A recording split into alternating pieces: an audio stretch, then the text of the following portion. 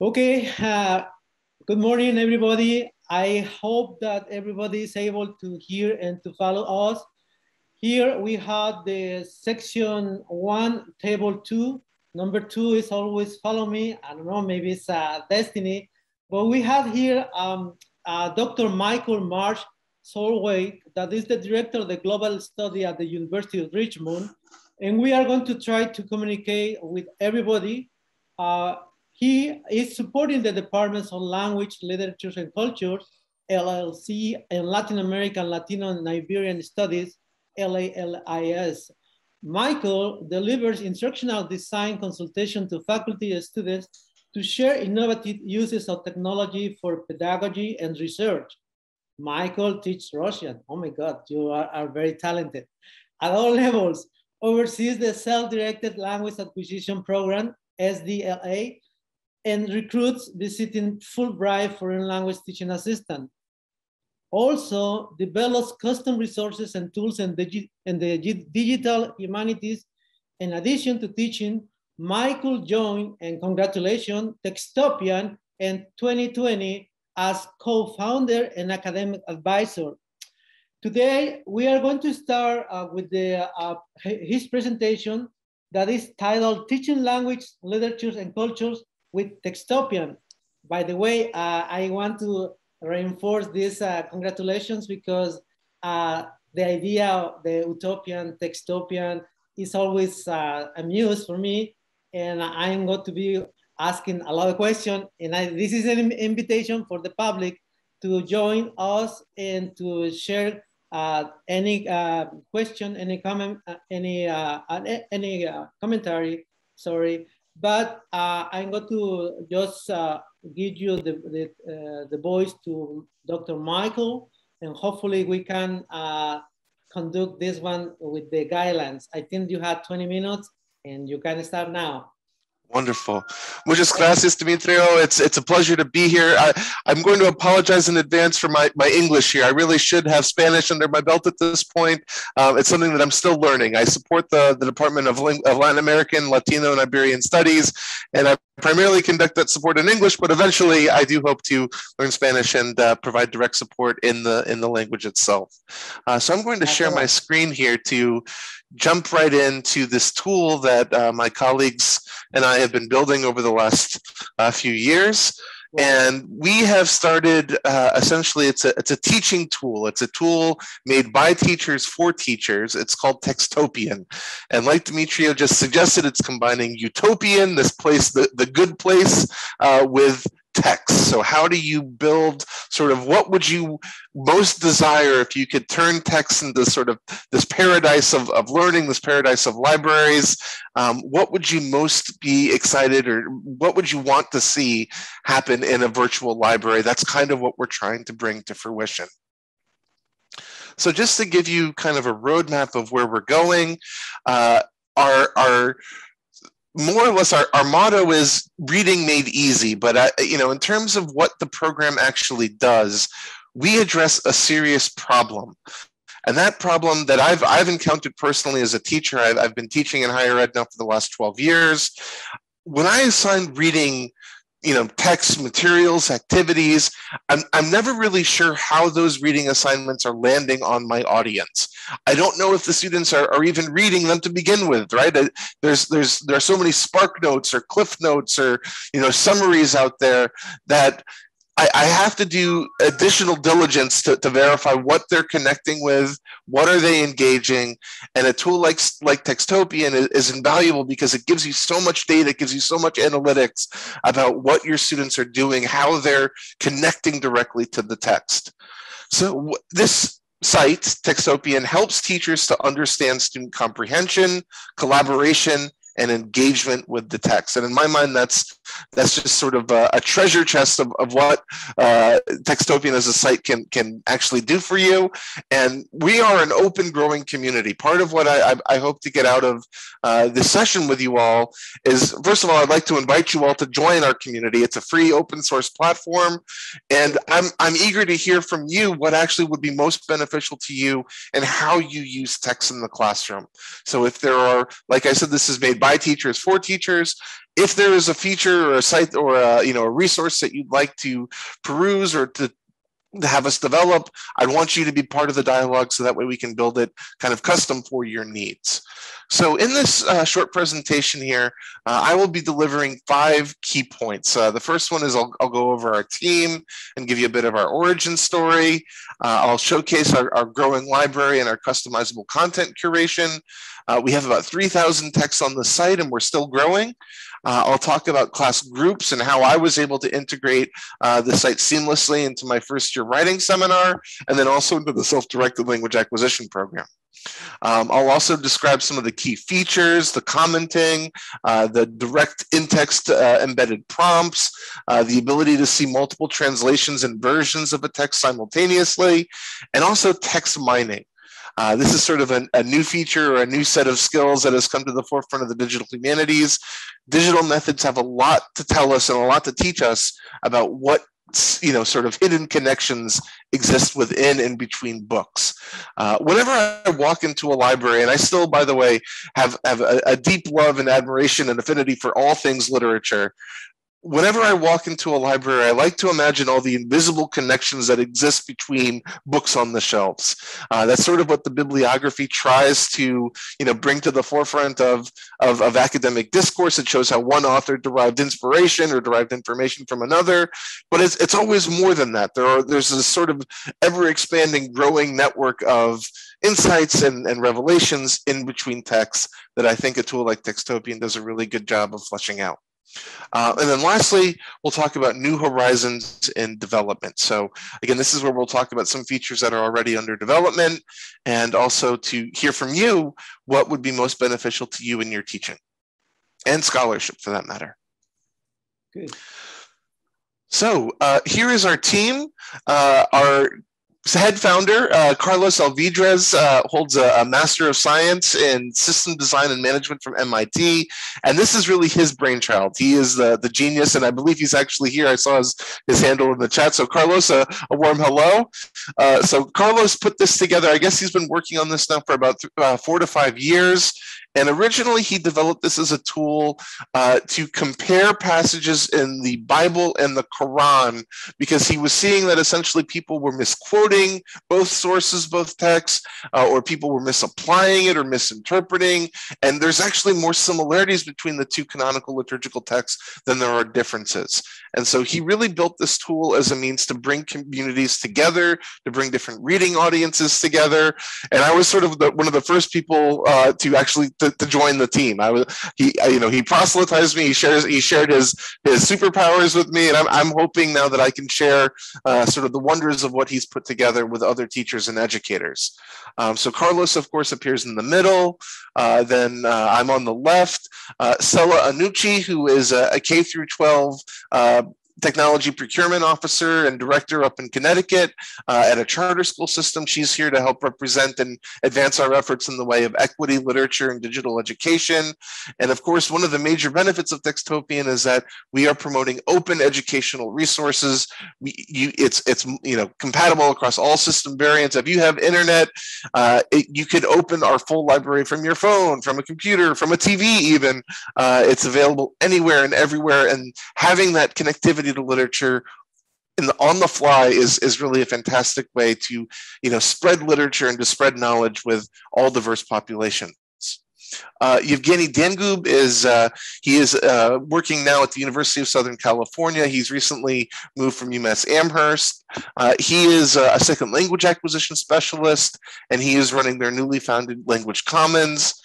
Doug Craig is our software engineer, and he helps out with a lot of the text ingestion. And then Sarah Alvidrez, who I believe is also on the call, focuses on our support, our outreach, our social media. And we've got a small team. We're still growing, and we're eager to find ways to make our product compelling for the university system and for all educators and teachers, K through 12, to use it meaningfully for diverse disciplinary contexts. So you're probably wondering, what the heck is Textopian? And Textopian is a website. It is a browser-based app, and we host about 3,000 texts.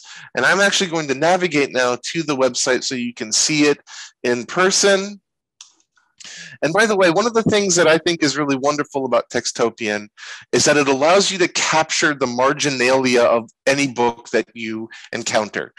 So this is one of the copies that I first fell in love with. They actually, Cambridge University Press published, basically it's Nabokov's own marginalia, his own writing on Pushkin. Again, I'm a Slavist, I'm a Russianist, so I sort of veer towards the Russian literary angle here, but I first encountered this and it was so interesting to me because I could almost jump into Nabokov's mindset as he was reading Pushkin.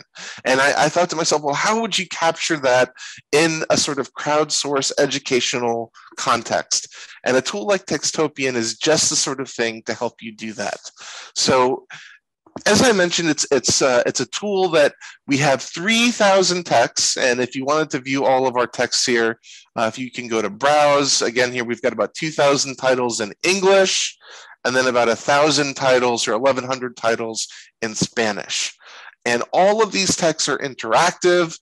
You can mark them up, and we have customizable levels of annotation, so you can make notes privately, you can share them with a specified group, or you can post them publicly to the World Wide Web community of Textopian at large.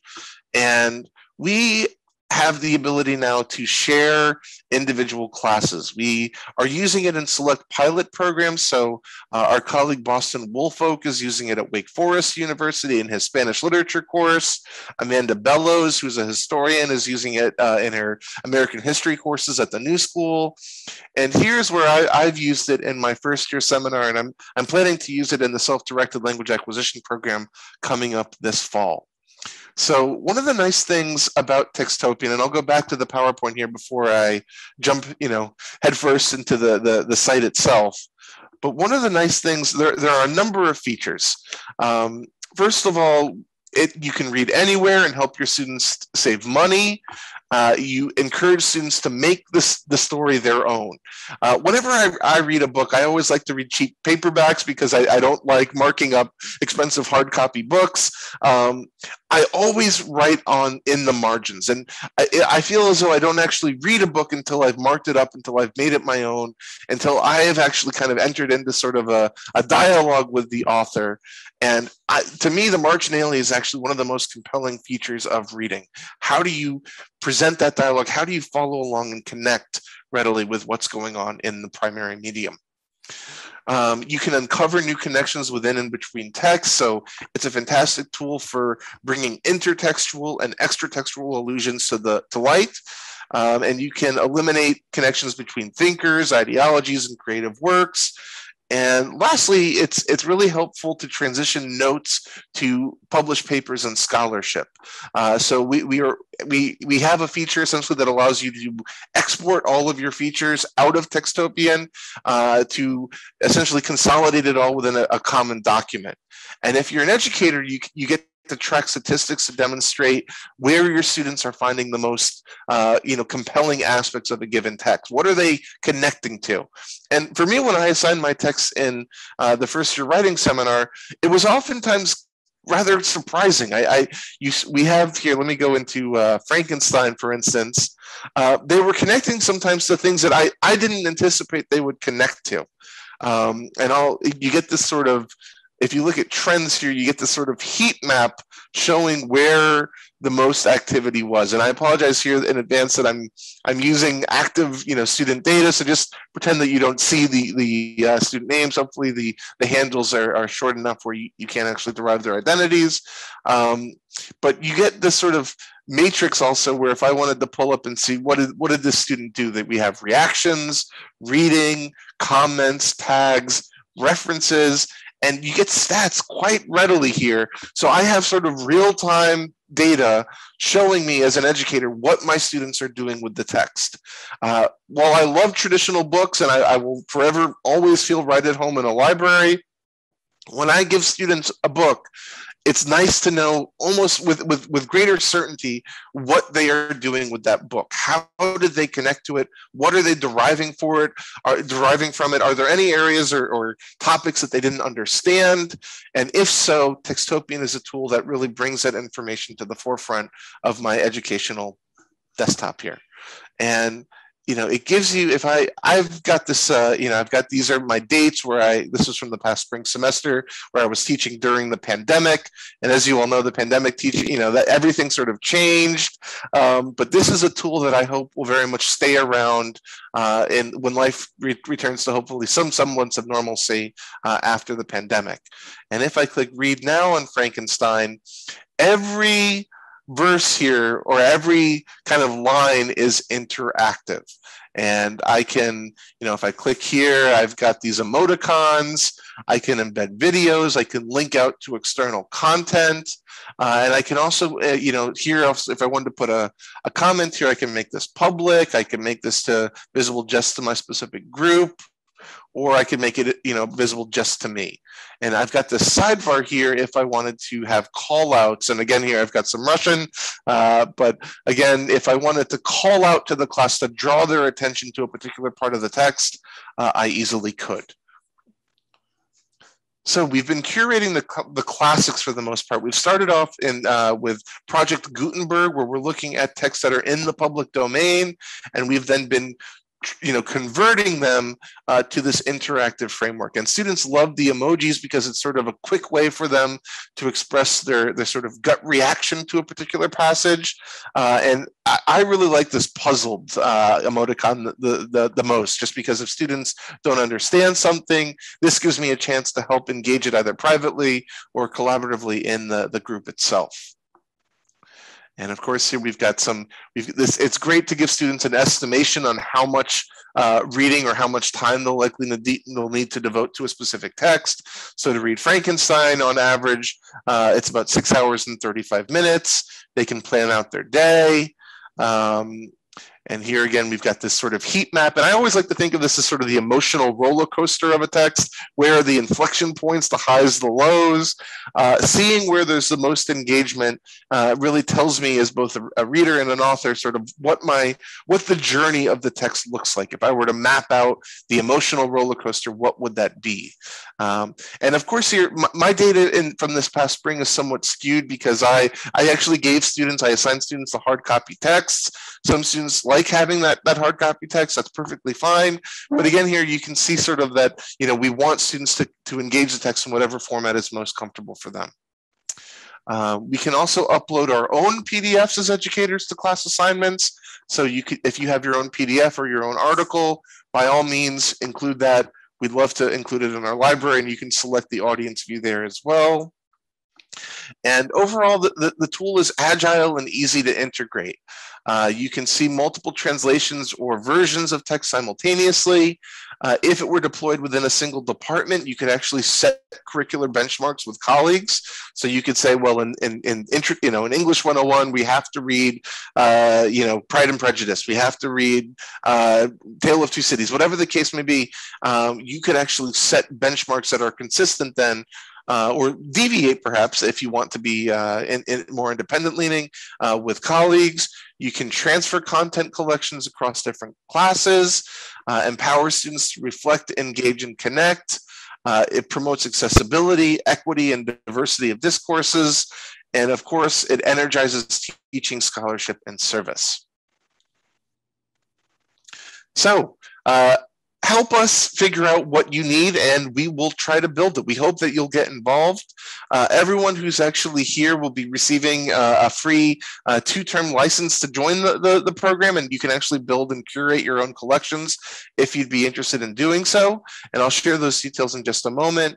But these are some of the features that we hope to bring to the forefront of Textopian in the coming months. We're exploring ways to include an audio reader for visually impaired students. We're exploring API configurations and LTI certifications for connections with Canvas and Blackboard. We're forging connections with communities of teachers, professional organizations. Hopefully the international, all members of this conference will bring this back to their respective universities and institutions. We're looking to directly partner with journals, presses, and private publishers. And we're also thinking about connecting with nonprofit writing collectives. So specifically, we have a few leads with the Cartoneros movement in Argentina, this sort of self-published, how do you digitize a text that hasn't been published by sort of a professional printer? How do we give everyone a voice and everyone a platform to share their views with the academic community? And also leveraging HTML5 to facilitate the analytical delivery of all different text types. So in drama or dance, what constitutes a text may be very different than what constitutes a text in, say, English or history or Spanish for that matter. So we are thinking creatively about ways to connect texts as maybe a performance or a video or an illustration. And we are actively seeking out ways. Specifically, we have a few tie-ins with the Summa Docs project. This is something I've also been working on with Dr. Claudia Furman. It is a new Latin American documentary archive. So bringing and consolidating and compiling custom content and linking it up directly with educators is what we aim to do. So, I don't know, Dimitrios, if you'd like to handle questions and answers afterwards. I suppose we could wait until the end, but I'd be very eager to hear from those attendees here to understand what challenges you face. And of course, here we've got the code. If you'd like to join the community, all you need to do is navigate to this link, https://app.textopian.com/invitation. And then the code is here. You can enter that code and you have a courtesy term license for 2 classes, and we hope that you will join the community. So I guess we'll wait for questions and answers. I'd be very eager to hear your feedback, and I hope that we can continue to make Textopian a tool that you would find compelling and something that would really enhance and energize your dynamic teaching experiences and your audiences. So thank you so much, and I'll turn it back over to Demetrio. Thank you so much, everyone. Muchas gracias. You are welcome, Michael. I think that the best way to handle this one is wait for the Dr. Jerry Parker, and after that we can maybe combine and try to hear the question and commentaries. I understood that this is a project that has 4 or 5 years in development. And I had a lot of questions, but let's wait a moment. Thank you for sharing with us, and I am happy to listen to the public. What is the reaction? Thank you, and I'm going to start now with our colleague, Dr. Jerry Parker.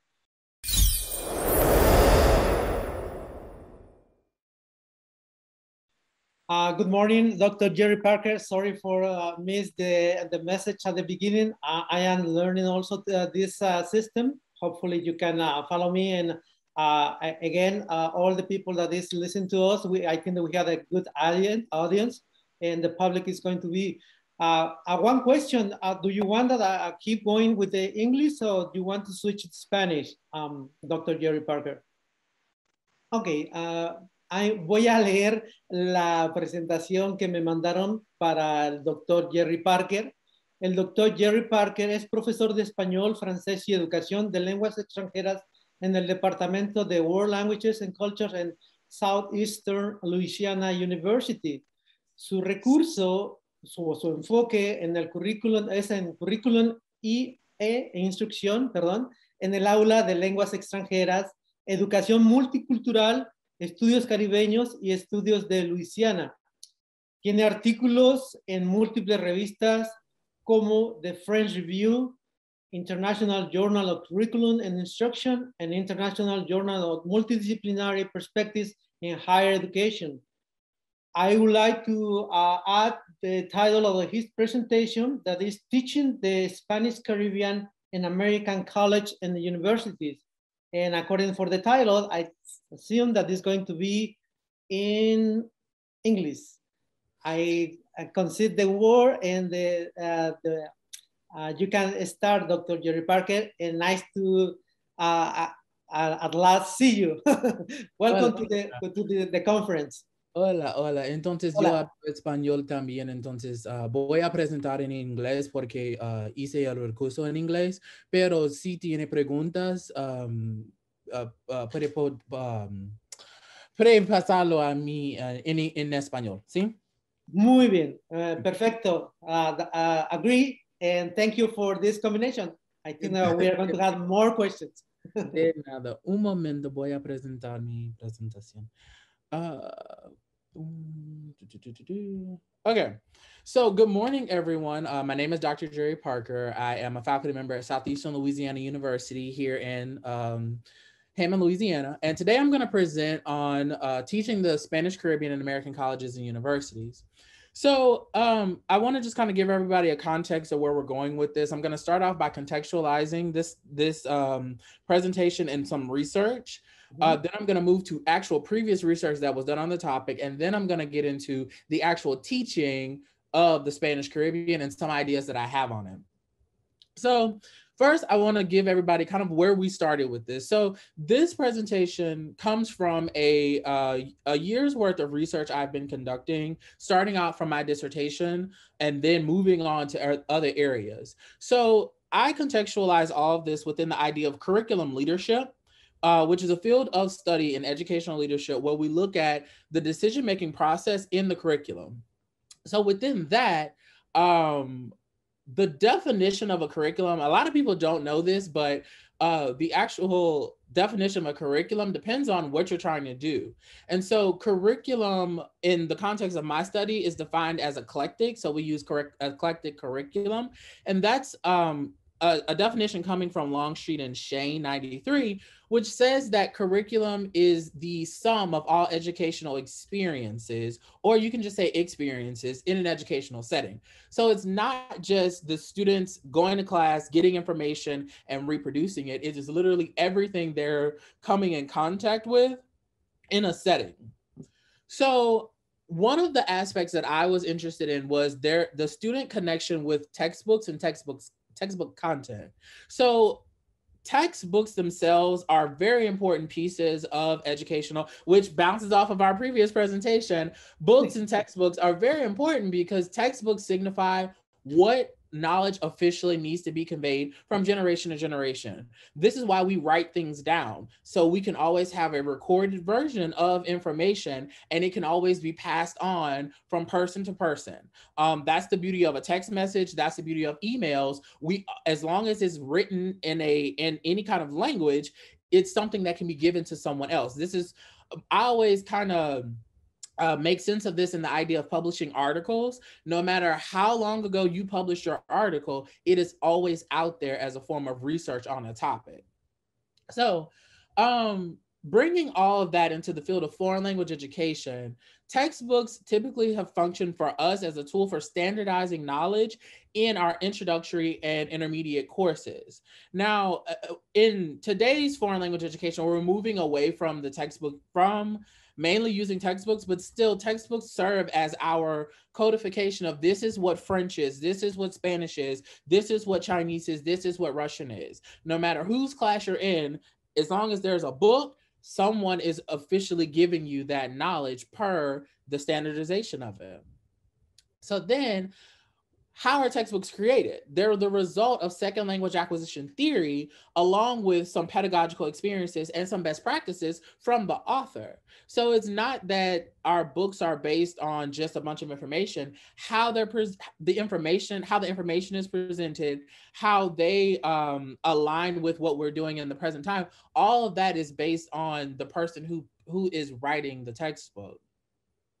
So within that, when the textbook content goes together, it's made to conform to students' preconceived notion of the target language and its associated cultures. And this is done via the simplistic visuals and narratives used in the textbook. Now, why is this? It's because they're trying to make money.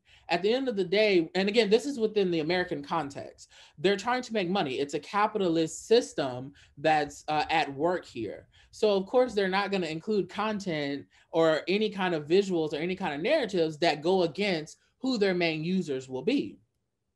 So within that, our contemporary textbooks, in foreign languages, they allow faculty members their academic freedom. So you can mix and match and cut and copy and paste them as much as possible.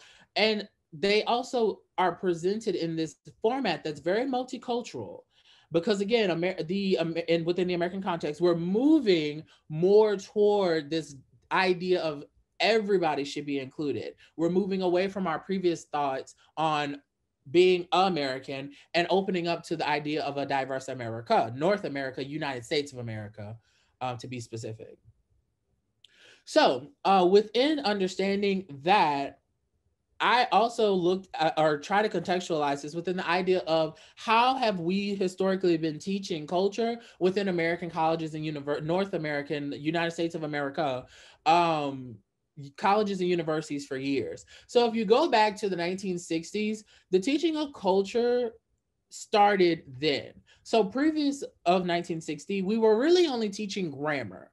Now, that's not to say no one ever taught culture before the 1960s, but it was at this time period that we noticed that culture and language go together to make the foreign language course.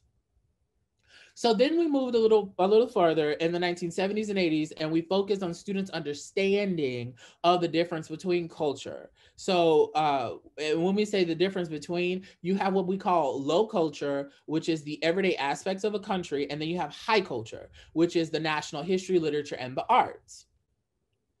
So after that, we got into the 1990s to the 2000s, where language organizations such as ACTFL, the American Council on the Teaching of Foreign Languages, AATF, the American Association of Teachers of French, and AATSP, the American Association of Teachers of Spanish and Portuguese, they started to make these recommendations on how culture should be taught. Well, that's significant because when it's one thing if people naturally start to do something, it's another thing when there's actual social what do you want to call it, social forces behind something. People care more when official organizations, when official celebrities are another prime example, when people of power, if you want to say it that way, when they start to give emphasis behind a topic, that is when more people start to care. In 2021, we call these social influencers or social media influencers. So in 2001, we had our terrorist attacks of 9/11 in New York City. And from that point, the teaching of culture in American colleges and universities started to shift a little bit. And we started to see this push for new methods of studying culture, both high and low culture, as a means for national security and a better way to understand our international world. Americans, North Americans, United States of American citizens, we started to see that we were not studying culture. We were not caring about the rest of the world. So we started to look at culture in a different context. We started to try to focus more on, well, what is it like in that place? Tell me more about these people. So in thinking of all of that, well, then where are we within specific topics, particularly the Caribbean? Why study the Caribbean? Especially within the past decade, but over the past couple of decades, one thing that we have started to kind of remember is that the Caribbean is very close to the United States of America. It's literally right to the south of the Gulf Coast region. Also, there are a large number of Caribbean islanders living in the United States. Now, again, this is in thinking of just in general, just a number of ones that of Caribbean islanders and their families. Some pass. What I'm saying is some pass between the United States of America and their native country. But overall, it's a large number living here, whether it be for a couple months, a couple years, or who have taken up residency within the United States of America. Now, there's also a large cultural influence in the Gulf South, in the Gulf South and the Northeast. And I can say this: I live in Baton Rouge, Louisiana, and I travel to New Orleans, Louisiana, a lot. And you'll notice in New Orleans and in Baton Rouge as well, there is a strong Caribbean culture. Very, very strong Caribbean culture in the way our buildings look, in our food, in some of our music, and other aspects, language, dialect. There is a specific. If you've never been to New Orleans, there's a specific accent that people in New Orleans have. That it sounds, if you are into Caribbean studies, it sounds on par with the rest of the Caribbean. It has those same markers of a Caribbean accent. Also, specifically speaking, Puerto Ricans are technically United States citizens. They are awarded the same benefits, or most of the same benefits, as a American citizen. And within the past decade, specifically the last 10 years, we've seen a growth in the number of Cubans and Dominicans gaining citizenship here in the United States of America. So again, these are all reasons why we should study the Caribbean. Now I want to focus on, in Spanish, now I want to shift back to a little bit of previous research on what has been going on related to the Spanish Caribbean. So within the Spanish Caribbean, what I've done was I wrote my dissertation on this topic and looked at the presentation of Caribbean culture in Spanish and French textbooks. So within that, I'm presenting today the Spanish Caribbean side of that study. So just to sum up what my project was, what I did was I looked at textbooks being used within one of our university systems, the University of Louisiana system.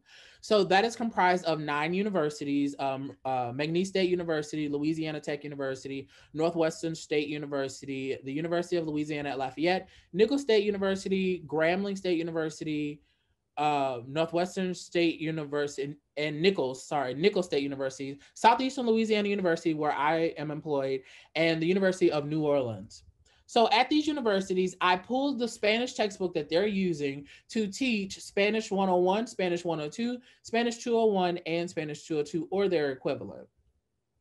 So in this column, you'll see all the textbooks that we have: Como se dice, En Contacto, Nexos, Plazas, Conéctate, Enfoques, Panorama, Anda, Curso Elemental, Anda, Curso y Medio, y Con Brillo.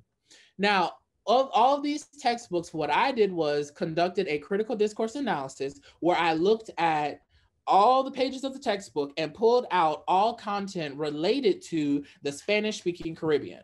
Now, I define the Spanish-speaking Caribbean as Cuba, Puerto Rico, and the Dominican Republic. However, it is commonly defined as Cuba, Puerto Rico, the Dominican Republic, and areas around the Caribbean Sea. So you can have, for example, Venezuela be a part of the Spanish-speaking, northern Venezuela be a part of the Spanish-speaking Caribbean. That is perfectly okay to define. To limit my study, I only looked at Cuba, Puerto Rico, and the Dominican Republic, just to simplify the study.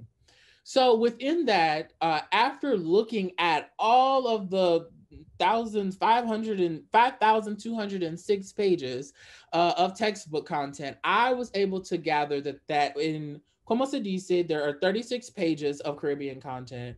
En Contacto, 10, Nexos, 13, Plazas, 37, Conectate, 26, Enfoques, 14, Panorama, 40, Viva, 12, Anda Curso Elemental, 18, Anda Curso Intermedio, 8, Con Brillo, 29. So with that, now the definition of content being in a book does not mean these were all large cultural sections. What it means is it simply could have been the word Cuba was on page 4. That was counted within the total number of references and textbook pages. So to further kind of look deeper into it, what I did was look specifically for content that was related to history, identity, language, and or aspects of religion found in the Caribbean. And what you'll notice is within these numbers, it gets a lot smaller. So of significant contributions related to the Caribbean, there were only 9 instances of anything dealing with history, identity, language, and religion in Como se dice. And if you look here specifically, I only found things that related to Caribbean identity and things that related to Caribbean history within this textbook. In Contacto, there were 3. Nexos, there were 6. Plazas, there were 4. Conectate, there were 5. Enfoques, 2. Panorama, 17. Viva, 6. Anda, the elementary course, 4. Anda, the intermediate course, 4. And then Con Brillo, 2. So what that's saying is, while the Caribbean is being mentioned, when you get into a deeper, rich understanding of the Caribbean, we don't have much going on. There's not much content being mentioned. So I now want to look a little deeper into, well, what is there? What do we find? So the bigger research, one of the research questions that I was trying to answer is, how do introductory French and Spanish foreign language textbooks used by faculty in Louisiana post-secondary education include history, identity, and culture, specifically language and religion, information with regards to Louisiana and the Caribbean? In this case, just the Caribbean, the Spanish-speaking Caribbean. So what I found overall, of these 11 textbooks, all of them had some kind of Caribbean content, and none of them had Louisiana content. Just to answer the second part of that question, more than half of these books were used for our entry-level courses, and a small amount was used as our transition course, which I do want to kind of make a point here that 101 and 102 are important for setting the base, but it's 201 and 202 that move them into being a major. We see of the publishers, Cengage, McGraw-Hill, Vista, Higher Learning, and Pearson were the big four. And of these 2,243 pages out of 5,206 talks about the Caribbean. So it's 5.2% of 11 textbooks mention the Caribbean. Again, very small amount. Now, the vice versa to that, or to play devil's advocate with that, that's one area of the entire Spanish-speaking world. So that I was aware of. That is what I'm now working on to kind of answer back to, well, if they're talking this little about the Caribbean, what are they saying about everybody else? So briefly, I do want to give a little bit of contextualization of about what each book had. So within the Cengage books, como se dice en contacto, nexos, and plazas, 5.4% was related to the Caribbean. There was no mention of Caribbean Spanish. There were no general themes found among the Caribbean. There was mention of music in all of them. There was a large amount of bias. So the way the language was presented in a specific way. There was a small amount of distortion. So the information that they included was not correct to certain extents. And then there was a little bit of exclusions or omissions. So they were telling the story, but they weren't telling it completely. And there was a noticeable political undertone, specifically in the book Como se dice. So within the book Conectate, there was 5.3% of the text that contained something related to the Caribbean. There was no content related to the history of the Caribbean. But what was there was the political relationship of Puerto Rico to the United States. They talked a little bit about Caribbean fashion designers, a little bit about Lake Enriquillo, and a little bit about the English influence of Puerto Rican Spanish. So, and again, if you're not into Caribbean studies, there is a specific dialect of Spanish called Caribbean Spanish. Within that, there are three separate main dialects that they have. I would say four: Puerto Rican Spanish, Dominican Spanish, Cuban Spanish, and then what I call kind of around the ring Spanish. So that would be all the others around the ring of the Caribbean Sea. They've created their own kind of dialect as well. So then there aren't many instances of what I termed in the study as epistemic racism. That would be distortions, exclusions, or bias within the book. And then there was a lot of vagueness within the content. So they're presenting the Caribbean, but it wasn't in firm detail. So within the Anda books, which Anda is an interesting case because it's the only set in the study that was part 1 and part 2. So within that, there was 10.2% of both of these texts together contained something about the Caribbean.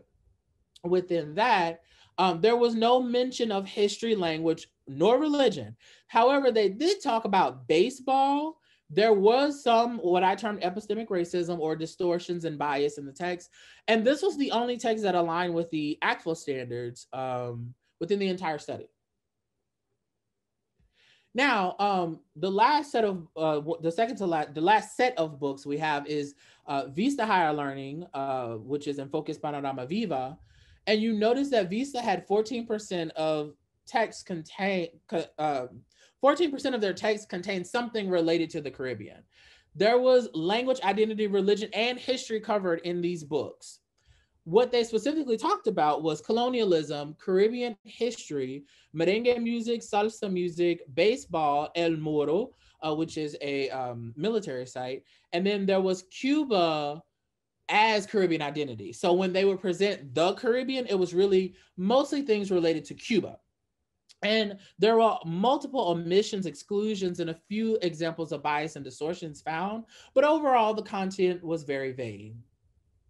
And last but not least, there was the Wiley book, Combrillo. 5.5% of the text contained something related to the Caribbean. There was no content related to history, language, nor religion. Caribbean islanders in Spanish Harlem and Little Havana were two topics that stuck out to me because this was the only book where this was mentioned. And there was little to no content included to talk much about the Caribbean. We only found 2 instances of bias. So what does all of this mean in looking at these textbooks? Overall, which I'll kind of fast forward to where we're going with this, the Caribbean content is presented as vague. So how do we as educators reverse the tide on this? How do we start to teach the Caribbean? What do we do in our classes? Again, the list I'm about to provide is not much, but it is where we start in the practices that I do in my classes. And I teach all levels, 101, 102, 201, 202. I suggest out that we include a more diverse emphasis on various foods, music, dance, and the famous people coming from the Caribbean, because these were not mentioned in a diverse way. Caribbean food was mentioned, but we didn't get much. We only got the big staples of the Caribbean. And if we did get the big staples, then we got the same, what do they put on a Cuban sandwich? But we never got any detail or any cross-cultural comparisons. Also, specifically, inclusion of politics, social and intellectual advocates coming from the Caribbean, immigration, war, violence, poverty, and the Caribbean-American relations. I, myself, as a Caribbeanist, was waiting for Nicolas Guillen. I was excited to see Nicolas Guillen. I saw him maybe once or twice out of the whole 5,000 pages that I looked at. So, and also Lydia Cabrera, I never saw Lydia Cabrera. I was waiting on her. So here are a few things that I suggest out, and these are things that I do in my class. Flipgrid activities. This is a new software if anybody's looking to work with it. It's free, open to the public. You go to flipgrid.com, and it's a video, it's kind of like a video discussion board software where you post a video, which is what this is right here. I would do 10-minute micro lectures on a topic. So this one was the socioeconomic status throughout the Caribbean. Give them a prompt and then have the students respond in their video, and they can respond to each other as well. Do regular discussion boards. I would literally copy and paste things I liked out of my textbook, screenshot it, and put it in my courses. And I would switch the context of it from being, oh, answer these 2 questions to answer these 2 questions and talk to your classmates about it. Cross-cultural comparisons. Again, I pulled this video straight from YouTube. It's a video on the Cuban sandwich. And in Louisiana, we're famous for our po' boy sandwich, which is kind of like a Cuban sandwich, but not much. And in the video, I had them watch the video and respond to simple 2 questions and their classmates. And here are some of the responses that I got from my students. And I'll tell you, reading through all of them, I was very proud to see my students engaging in this conversation about this food that some of them had never even heard of, but they're very interested to try now. It is fascinating how you try to condense all this information, but we had time to follow it. And I think that if you want just to close your presentation and allow the public, hopefully, I think some questions are pending. I literally have 2 more slides left. I was going to say, YouTube is another great software if anybody wants to use it, and also using authentic websites as well to create activities. And that was it. Okay, thank you very much. Sorry for the pressure, but we had these ideas I don't know, Dr. Parker and Dr. March, if you want to answer. I think that I saw one or two questions in the chat, but you can expand your commentaries. Or, for example, I had two questions, but I allow the public if someone wants to submit a question now, or if you want to expand a little bit about your presentation, both of you. Dr. Marsh, you can go first. Great. Thank you, Dr. Parker. So I'm just looking at the the chat here. Любовь, привет из Virginia. Это очень приятно познакомиться с вами. It's very nice to meet you. It's nice to see Russian speakers in this community as well. So Любовь, it looks like, let's see. Okay, so let's see, what's the question? Ukrainian teacher in Mexico. One of the difficulties my students face while reading is struggling with unknown vocabulary. Yes, that's actually an element that we're actually working on, where we are putting in essentially Quizlet sets where you can have a kind of a vocabulary list or a glossary assigned to each chapter, or you could have words and then you could hover over the words and a definition would appear. That's definitely something that we're looking to add. Students fear unfamiliar words in the text. I absolutely think the Textopian app can help to overcome these difficulties. And Lubov, one thing I want to address here, the word app is a little bit misleading. We do not have a standalone downloadable app yet. It's all just sort of open on a website. We do eventually hope, I guess, to have an app, but in my experience, whenever something exists as a separate app, I find that the students are actually hard pressed to use it. It's better if you can, we can exist directly within Blackboard, or if we can kind of keep everything in one place for a course. And I'm curious to learn from Dr. Parker. You use Flipgrid, right? And it's great that you can use all of those, but you put it in a consolidated place, right? Like you put the Flipgrid link in a. I'm sure that Flipgrid has its own app per se, but it's. I find that students probably go to Flipgrid through your course site for the most part. Correct. Correct. Yeah. Have them go through. So we use Moodle at Southeastern. It's easier to have them go through Moodle, and it brings them to Flipgrid. And nowadays they have some kind of way you can integrate Flipgrid into Moodle and Canvas and all of those. So it kind of sits there like another assignment, and it clicks, and it'll bring them straight to that page I showed you instead of click, bring them to the website, log in, and all that kind of stuff. Yeah. Sure.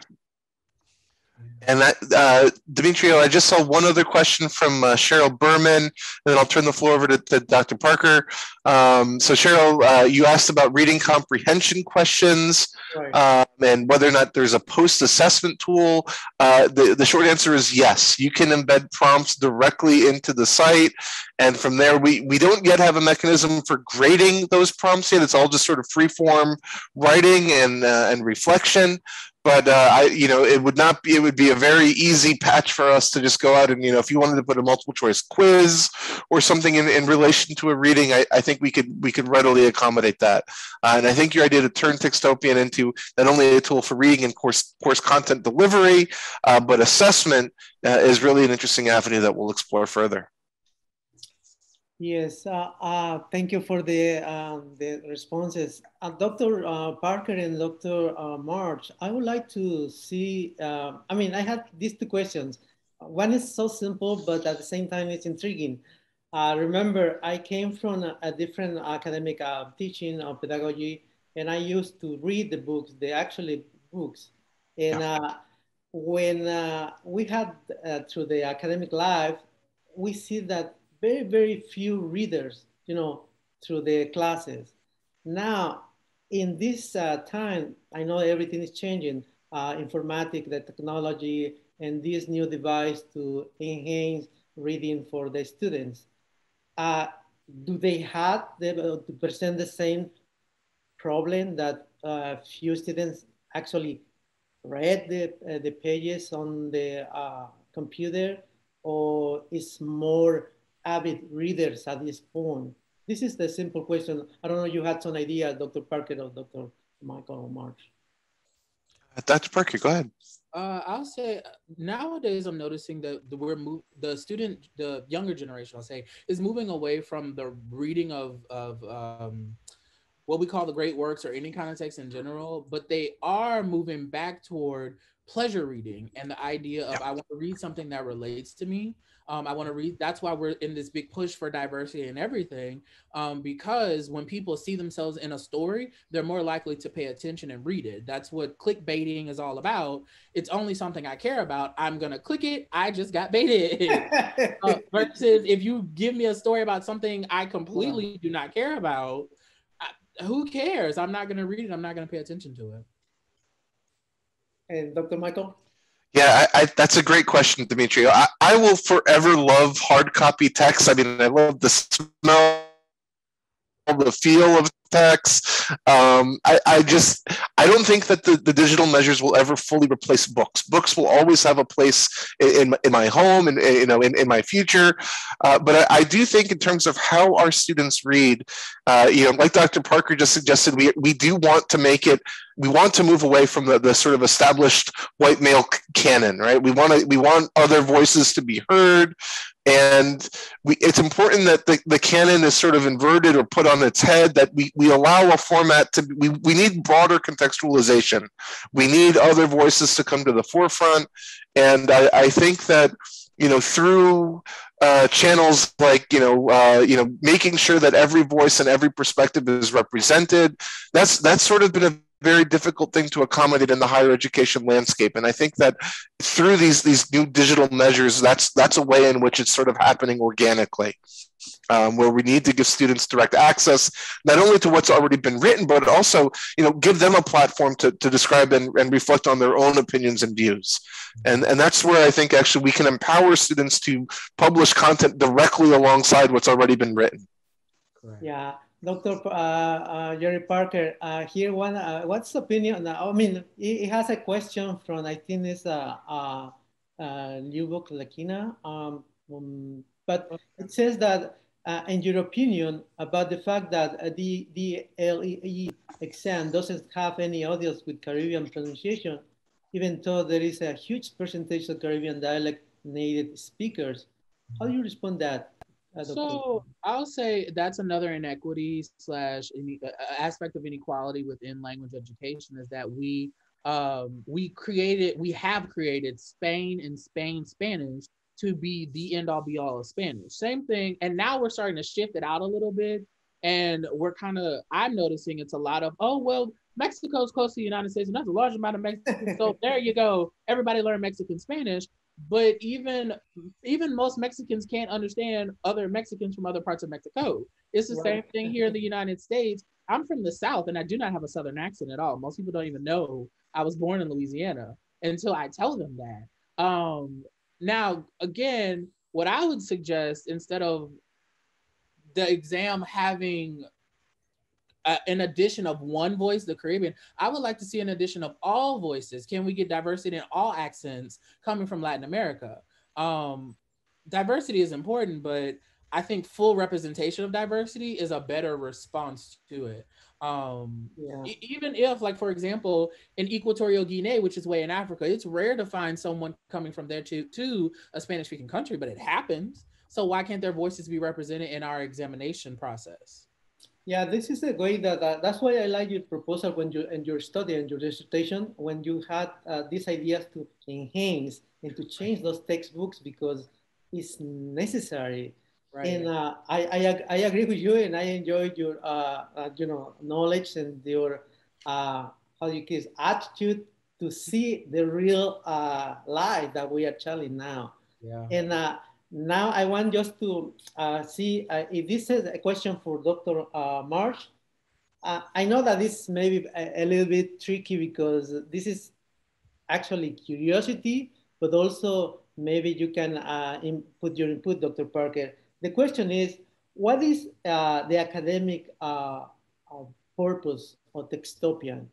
Means that who select the texts that are going to be curated and why? And I know that it has to be a lot with the language, with the interest, or with the culture, control. But I don't know. For me, it's very confused because related to language, each time that, like you said, Dr. Parker, if I don't say that I was born in Mexico, they always put me in South America, and you know, in Peru, and maybe in, I don't know, Costa Rica, Nicaragua, Honduras, because they don't have knowledge, and either happen with the same nationals.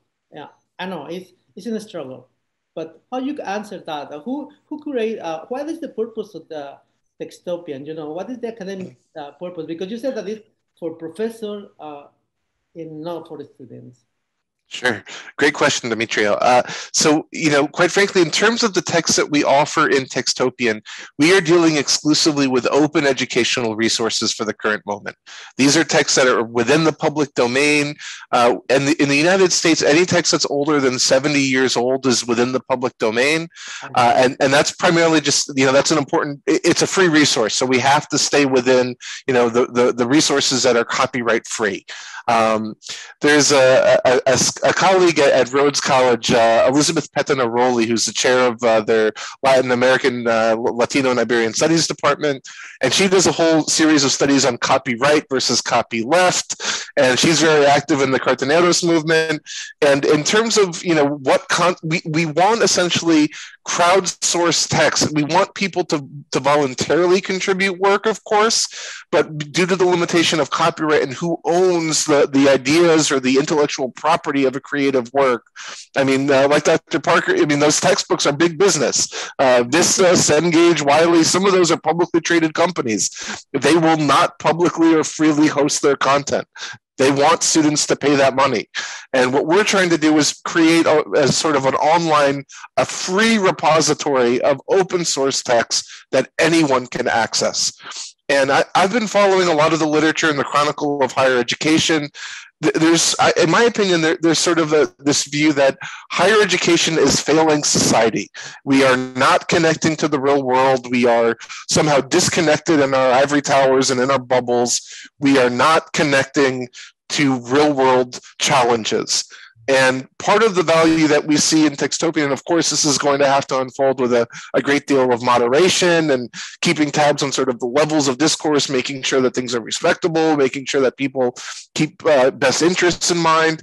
But we want to connect students directly to reading communities, to professional organizations, to nonprofits, without having any kind of intermediary. We want to literally step outside of the bubble in a digital format, of course. I mean, this is all taking place online, and let students and communities for themselves make up their minds about what they think about text X as opposed to text Y. How do those two texts relate? And I really see this as a democratization of educational resources. That's sort of the movement that I think we are participating in, and hopefully it will continue to expand and yield compelling real world improvements for people all over. Yeah, I like that one. I would like to hear just a little bit for you, Dr. Parker, because just to enhance this communication, when I was talking about that one is because I read the classics and I read the antiques in Spanish or in translation when I learned English, but I had this lack of the when going to the original, but also because I read a lot of BAM books, like said today, that they are not, they couldn't be allowed to teach or to read. That is the thing that it bothers me a lot, because when I use a text, I use the text to explain life and not my opinion, but reality. And sometimes I got this situation in that they don't have any clue that what's happening in those times, because they don't have this knowledge about history or diversity or the differences that we had. But just to give you this idea, what is also the purpose of Dr. Parker that help you to decide that that is the research that you want to do? Because for me, it's very important, because I always have a lot of friends from all over the world, but I don't follow the nationalism, but I respect and I enjoy all the cultures and not the language. And that's why when they ask me, when I start learning English as an adult, oh, you have an accent. Yeah, everyone has an accent, what's new? But, I try to respond, try to make jokes. When I see the books that they are making a lot of profits and money, the big books, I say, oh, they are very tough. but they are very tough for me because there's maybe 5 kilos. And I say, oh my God, this book has nothing, you know, it's only images, paintings, no context, no knowledge, nothing. I don't know. Well, I'll say, I'll go back to the textopian thing. My perspective on that is it follows along with how people learn languages. I remember when I was younger, hooked on phonics was the thing here in the States, and everybody talked about the reading of the books that come with that software. But that's how people learn languages. So textopian, for the academic purposes, I see it as following along with what's supposed to happen. It's just bringing it to the classroom in a different way. Those great works, those great works are good, but the problem with them, like you said, is that if you have no connection to them, they make no sense to you. Now, in terms of doing what I did in my study, it originated because I'm from Louisiana, and I in my graduate studies I was very big into Caribbean studies, and what I noticed a lot of was a lot of things I naturally do, a lot of things we do here in Louisiana are Caribbean things. Mardi Gras, for example, every year, you know, in February or March, we're shutting it down and the state is turning purple, green, and gold. And people come from all over the world to celebrate our Mardi Gras, but it's normal to us. And people think it's, you know, this huge, humongous thing, but no, you can go find purple, green, and gold stuff around Baton Rouge right now. And from there is where I expanded out and noticed that things like textopian, they are needed because we have this void in the teaching of languages, in the teaching of cultures as well. We don't have these resources that are truly reflective of the people that are going to use these resources. And so in that sense, studying where the voids are on my end allows for people like Dr. Marsh to create resources to fill the voids, which obviously makes sense why we were put together in this panel. No, thank you for your responses. I am receiving the information from the major boss that we are almost completed our mission. But congratulations for both of you for the responses, for the researches, and also for the projects that sounds wonderful. They are new for me and I enjoy it. I wish you the best of the luck and thank you for sharing with us your knowledge. Have a good day. You too. Goodbye, everyone. See you later. Adios.